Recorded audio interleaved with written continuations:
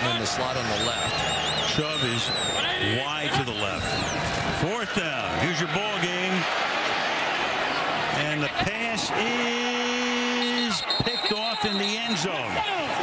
Johnny Johnson, who had an interception last week, will end it, and the Rams will fly home with a victory intended for Ratley. So on 4th down, the safety Johnny Johnson, the 3rd-year guy out of Boston College, with the big interception. There's only one story to be written. When this team is not throwing the ball quickly, they don't have the tackles to be able to hold up against this kind of pass rush, and all too often it was that sort of fadeaway jumper tonight from Baker Mayfield.